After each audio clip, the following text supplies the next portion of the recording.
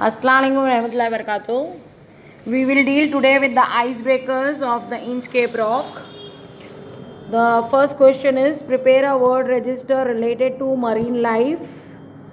You have sailors as a clue given to you. You can write others as ocean, fish, crab, reef, ship, waves, algae, shark, dolphin, etc. Okay. The functions of a lighthouse are, first one is given to you to show the direction. Two more are asked. So you can write as to serve as a navigational aid. I repeat, to serve SERVE as navigational aid, NAVIGATIONAL aid, AID. Okay.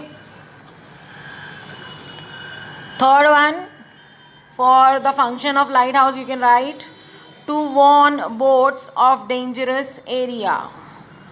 To warn, WARN, warn means to give warning. Boats of dangerous area. Okay. Next is discuss in pairs the various famous rocks in the world and mention the places where they are. So first one is given to you. You can name the rocks of world is mentioned, so you can give the names of any place in the world, or you can give the names of the rocks available in India as well. So famous rock is 12 Apostles. Apostle spelling is APOSTLES. Place is Australia. Next is Hanging Rock. Place is Australia again. Third one you can write is Shillin Store Forest. SHILIN. Shillin STONE. Stone FOREST. Forest. This is in China.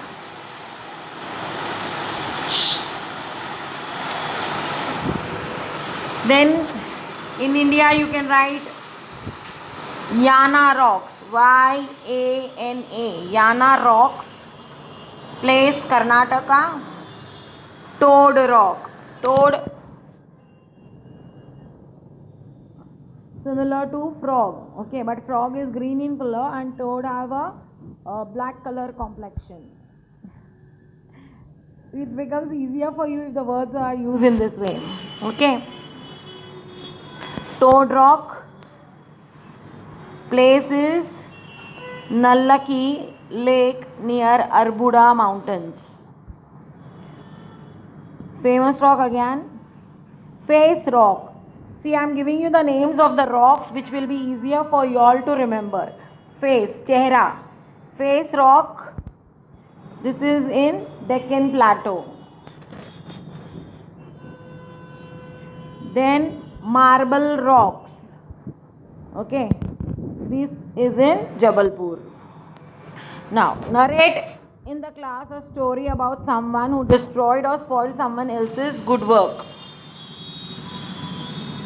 This is not necessary that you write a current event. You can write anything, even of your childhood days.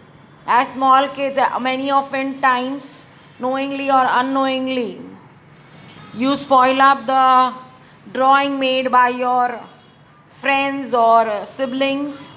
यहाँ पे आपको कहानी अभी की मौजूदा हालत की वो ज़रूरी नहीं है. यहाँ पे आप कोई भी कहानी लिख सकते हो. हमको सिर्फ यहाँ लिखना है किसी के बारे में जिसकी वजह से या आपने किसी का कुछ खराबा किया हो या किसी का अच्छे काम का ख़राब कर दिया है, बर्बाद कर दिया है. तो जैसे ड्राइंग वगैरह में अक्सर हम लोग देखते हैं किसी का रंग हमारा पानी उसका वाटर डिश पड़ा है, हमारा धक्का लगने से वाटर डिश फिलअप हो गया, ड्राइंग ख़राब हो गई. या किसी और का आपका मतलब आपकी ड्राइंग ख़राब हो गई. या हम जब छोटे रहते हैं तो अपने भाई बहनों की बुक्स लेके स्क्रिबल कर देते हैं. स्क्रिबल मतलब पेन पेंसिल से उस पर लिख देते हैं जिगजैग वे में या कुछ भी अटपटा. तो ये सारी चीज़ें हैं. तो किसी की या किसी का कुछ ग्राफ्ट का मॉडल है, क्राफ्ट का मॉडल बनाया था, हमने उसको ख़राब कर दिया, या कुछ भी आप लोग लिख सकते हो कि किसी का कोई अच्छा काम जो ख़राब किया हुआ आप भी कर सकते हो, या किसी और ने आपकी कोई चीज़ ख़राब कर दी वो भी आप मेंशन कर सकते हो। Discuss in pairs and groups the following expression, take the help of your teacher. As you sow you shall reap, जैसा बोओगे वैसा पाओगे। मैंने आपको समझा दिया, अभी आप लोग उसके बारे में अपने हिसाब से लिख सकते हो। देखो ये एक उन्वान के तौर पे भी आ सकता है फॉर ऐसे राइटिंग। ऐसे राइटिंग में as you sow you shall reap, अगर ऐसे कुछ इनवान आते हैं तो यहाँ पे आपको ऐसे में बेसिकली ये नरेटिव ऐसेज होते हैं, तो आपको यहाँ पे कुछ एक स्टोरी टाइप में डालना होता है ऐसे में, ताकि ये जो उन्वान है उसके साथ आप लोग क्या है उसको बराबर आप बैलेंस आउट करके चल सको। Crime gets its own punishment, मतलब गुनाह अगर कोई करता है तो उसको उसकी सज़ा मिलती ही है। What goes around comes around, जो हमारे से कोई चीज़ जो भी अच्छी हो या बुरी हो, हम किसी के साथ अच्छा करते हैं तो अगर हमने किसी के साथ भलाई की तो हमारी भलाई कभी भी बर्बाद नहीं जाती। अच्छे का भला मतलब बदला जो है, सिला जो है हमेशा अच्छा ही मिलता है। उसी तरह से अगर हम किसी का बुरा चाहते हैं तो बुरे का सिला बुरा ही मिलता है, ऐसा है। Tit for tat, tit for tat मतलब जैसे को तैसा, ठीक है। Evil digs a pit for others but falls into the same, ये हम लोग ने देखा है इंचकेप रॉक की पूरी पोयम में। इविल मतलब बुरा, डिग्स अ पिट, पिट मतलब दूसरों के लिए गड्ढा जो खोदते हैं लोग बुरी नीयत से, अक्सर वो लोग खुद ही उस गड्ढे में गिर जाते हैं। So hope the icebreakers are clear to you all.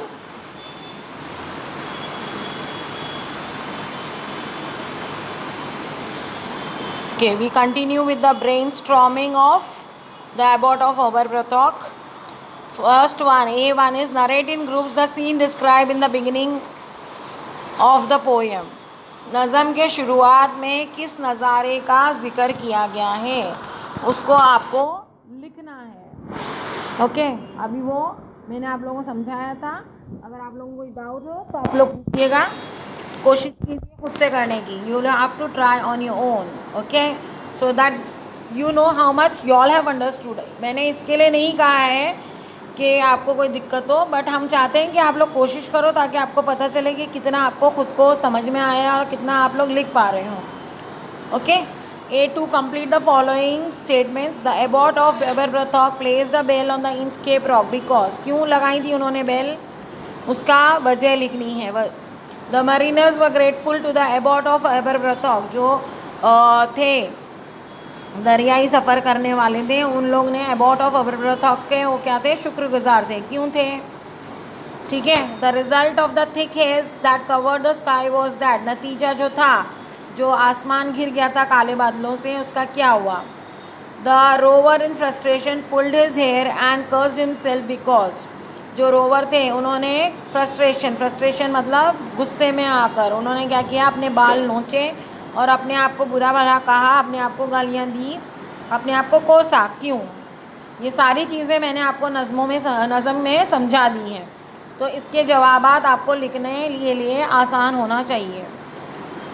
इसके नीचे दिया है A2 का सेकेंड वाला, given below are the events that give the theme of the poem in a jumbled form. Jumbled किसको बोलेंगे, बेतरतीब, ठीक है। Arrange in a proper sequence as per their occurrence, जिस तरह से ये वाक़यात पेश हुए थे नज़म में, जैसा आप लोग ने पढ़े थे उस हिसाब से इन दिए हुए 5 ABCDE, इन 5 जुमलों को आपको तरतीबवार लगाना है, ठीक है। Then A2 third one, describe the qualities of abbot of Aberbrothok in your own words. वहाँ पे क्वालिटीज़ में आपको दिया हुआ है बेनिवलेंट, बिग हार्टेड, आप और क्या लिख सकते हो, वेलविशर, वेलविशर मतलब खैरख्वाह, केयरिंग मतलब फ़िक्र करने वाला लोगों की, क्लेवर मतलब होशियार, प्रैक्टिकल मतलब कितना, मतलब किसी के लिए हम मदद करेंगे तो काम जो है फ़ायदेमंद साबित होगा, सिर्फ ज़बानी तौर पे नहीं, रोज़मर्रा की ज़िंदगी में, वैसा प्रैक्टिकल उसको बोलते हैं। सेल्फलेस मतलब जो खुदगर्ज ना हो, ठीक है। फोर्थ क्वेश्चन है jealousy is the most incurable defect, justify. Jealousy मतलब जलन, इज द मोस्ट, जलन क्या है, मोस्ट मतलब सब में बदतरीन, क्या है, इनक्योरेबल। इनक्योरेबल मतलब जिसका कोई इलाज नहीं होता, डिफेक्ट मतलब खामी, तो सब में बदतरीन खामी क्या है, जलन है। इस जुमले को आपको क्या है, जस्टिफाई। जस्टिफाई मतलब इसके बारे में आपको ऐसा कहा गया है, कितनी हद तक सही या गलत है, आपको अपने नज़रिए से इस बात को लिखना है। ठीक है, ये जुमला सही है ऐसा लगता है आपको, तो वैसा उस हिसाब से लिखो आप लोग जवाब। But the rover's mirth was wickedness. Explain this line in your own words with the help of poem. अब ये जो जुमला है नज़म में आया हुआ, but the rover's mirth was wickedness, इसको अपने अल्फाज में जो है आपको लिखना है। Some words in the poem are related to mariner's life. Given below are the meanings of those terms. Identify their words, मतलब क्या है, यहाँ पे सेंटेंस दिए हुए हैं छोटे छोटे और वो इशारा करने हैं किस पार्ट के, जहाज़ के। Helps in steering the ship, तो स्टीयरिंग व्हील होता है, गोल्ड का कलर का होता है, जिसकी वजह से क्या है, जहाज़ों को लोग घुमा के सिमत बदलते हैं। Lowest part of the ship, नीचे कील हम लोग ने पढ़ा है। Floating object that shows direction, जहाज़ में जो फ्लोटिंग ऑब्जेक्ट होता है वो क्या होता है, steer, STEER। Another name of for a ship, vessel, ये हमने पढ़ा था लास्ट स्टैंजास में थे। सिंकिंग साउंड, सिंकिंग साउंड डूबने की आवाज़ क्या थी, आप लोगों को दिया हुआ है गर्गलिंग। ठीक है,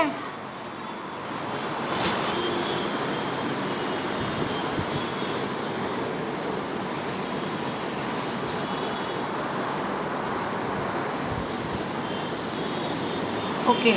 पेज नंबर 108 पर जो है फर्स्ट आपको बैलेट का पूरा मीनिंग दिया हुआ है। सेकंड में दिया है select appropriate figure of speech and explanation.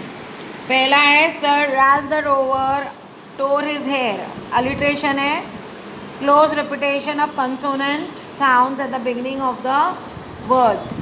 Are repeat हुआ है ना, H हिज और हेयर में।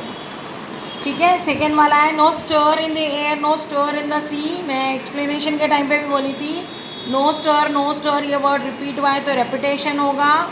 एलिट्रेशन भी है क्योंकि sound of S stir sea में जो है आ रहा है। फिर on a buoy in the storm it floated and swung, यहाँ पे अलिट्रेशन है, स्टॉर्म और स्वंग में sound of S is repeated. और इन्वर्जन है, इन्वर्जन है मतलब order of word is change. It floated and swung on a buoy in the storm, ये करेक्ट ऑर्डर आना चाहिए।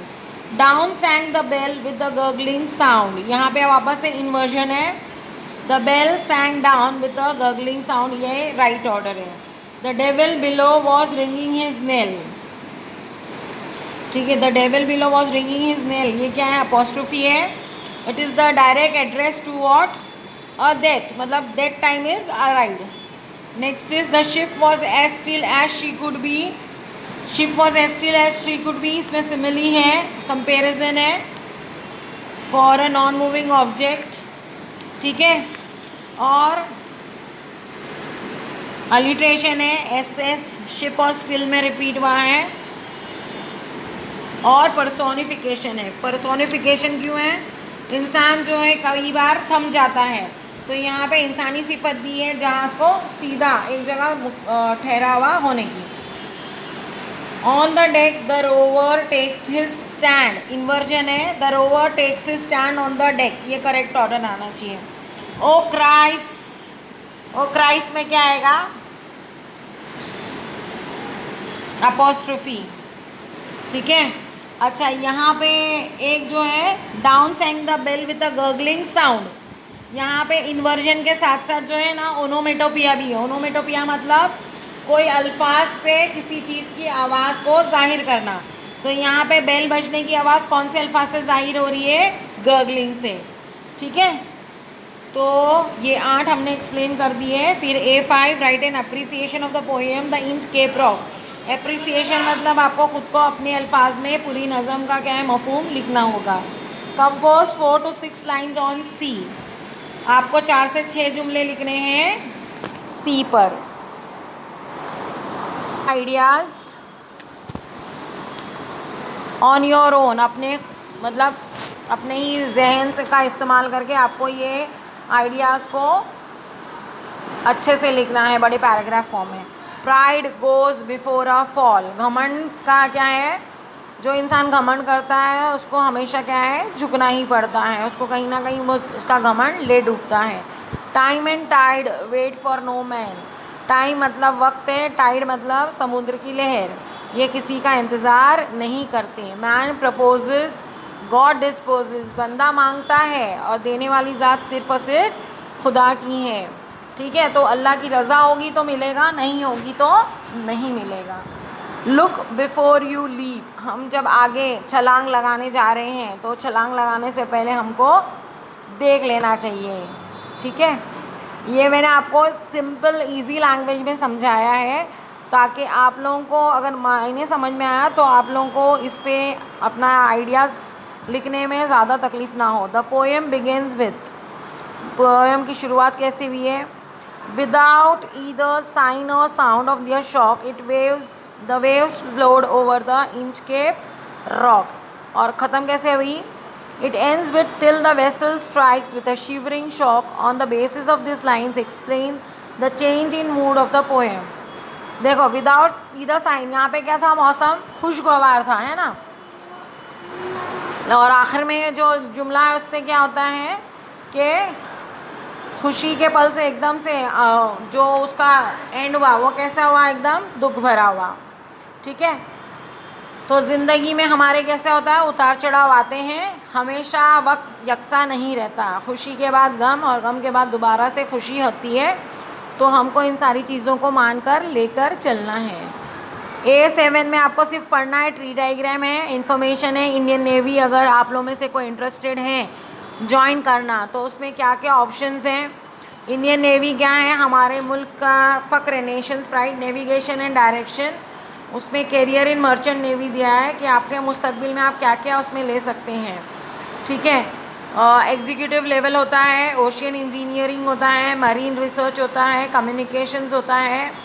यहाँ पे कम्युनिकेशन स्पेसिफिकली इसके लिए होगा कि समुद्री जहाज़ों से और जो किनारे हैं वहाँ पे कम्युनिकेशन कैसा होता है। मरीन साइंटिस्ट होते हैं, cargo management, cargo management basically जो बड़े बड़े जहाज़ जो सिर्फ सामान ही लेके जाते हैं, इंसान नहीं होते हैं उस पर, उसके बारे में होगा।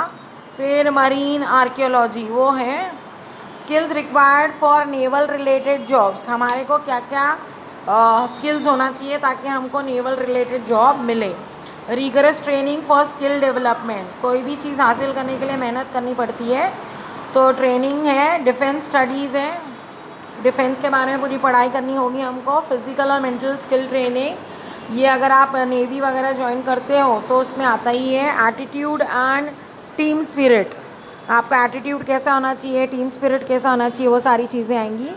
और आपको लास्ट में वेबसाइट दिया हुआ है अगर आपको इंडियन नेवी ज्वाइन करना है तो। ओके।